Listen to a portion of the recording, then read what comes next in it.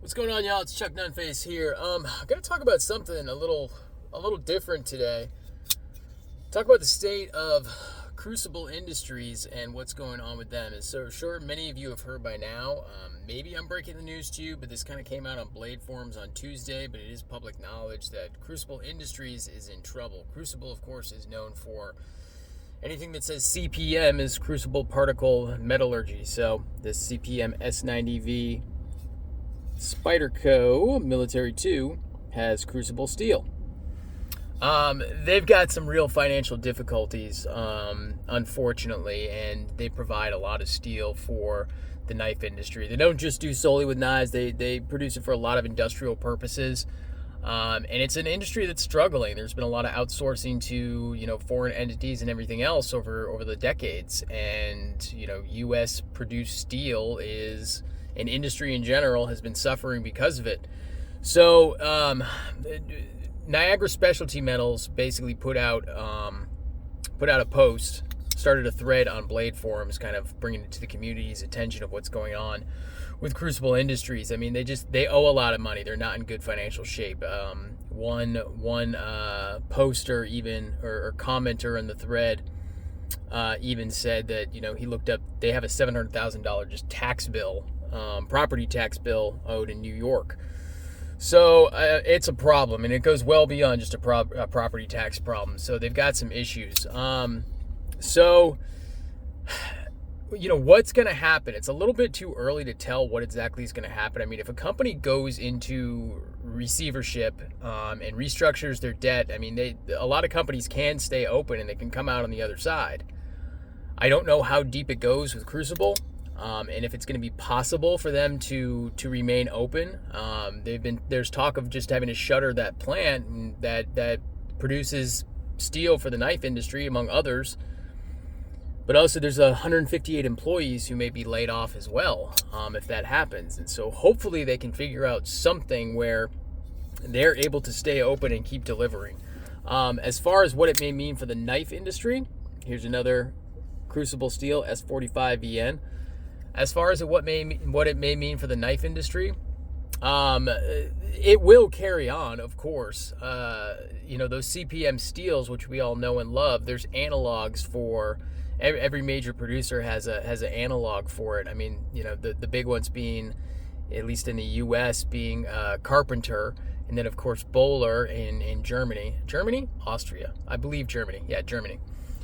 Correct me if I'm wrong in the comments. And of course, across the Pacific, there's Hitachi and everything else, and different Japanese companies, and of course, there's Chinese companies out there producing this stuff too. So, and there's others. Those are just kind of the ones that come to mind. Of course, there's other producers, Aerosteel and things like that. There's different producers out there, of course. But yeah, it's going to be quite a blow just to the cutlery industry, certainly, if Crucible can't come out of the other side of this, get restructured, management restructuring, financial restructuring, debt restructuring, all sorts of things like that. If they can't come out on the other side of this and still be a viable business, it is going to be a blow for the knife community, I think. I mean, we're all used to seeing that CPM stamp on a lot of our knives, and it denotes quality. They make good steel. They're not the only company in the world, of course, that makes good steel, but Crucible Industries makes fantastic steel. Everybody knows that. It would be hard to picture the knife world without that CPM. I mean, the technology exists, but that stamp, CPM S90V, CPM S35VN, CPM S45VN, seeing the CPM 20CV, just not seeing those anymore, it would just be weird. It seems so weird to me that we may very well be in a situation and be in a knife world where we won't see CPM. Now, of course, it's too early to tell exactly what's going on. It doesn't look great. I don't have all the details. There are probably other YouTubers out there that are going to put together more well thought out, better videos with screenshots and rolling in articles and things like that. I'm not going to do that. So if you're watching this and you're looking for the most up-to-date information and somebody who is a expert on what's going on, you're not going to find it with me.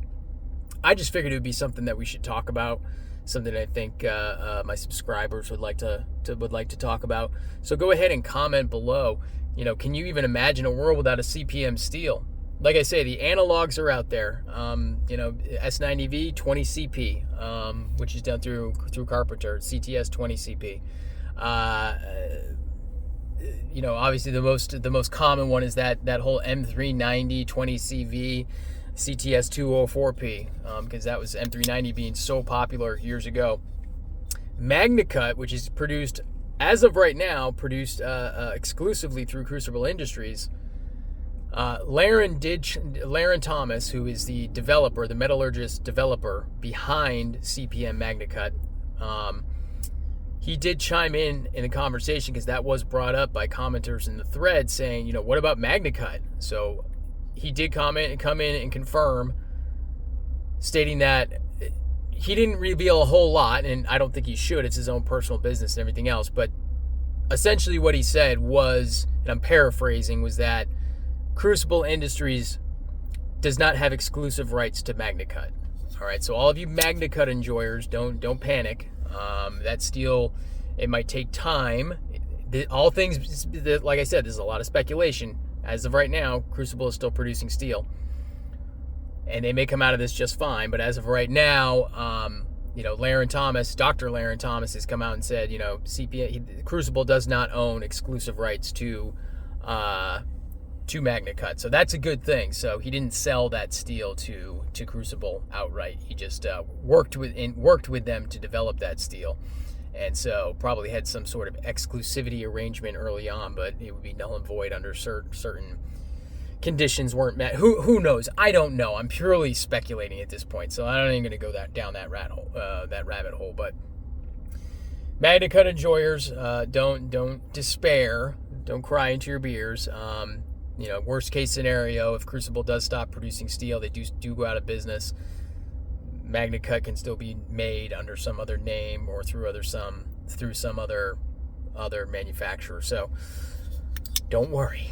But in any case, that's all I have for now. Hopefully you found everything that I've just said useful. Hopefully it was informative. Hopefully I was correct. If I was incorrect about something, please let me know in the comments. Try to be respectful. You don't have to be. But I'd appreciate it if you were respectful, at least. If I misspoke about something, let me know in the comments.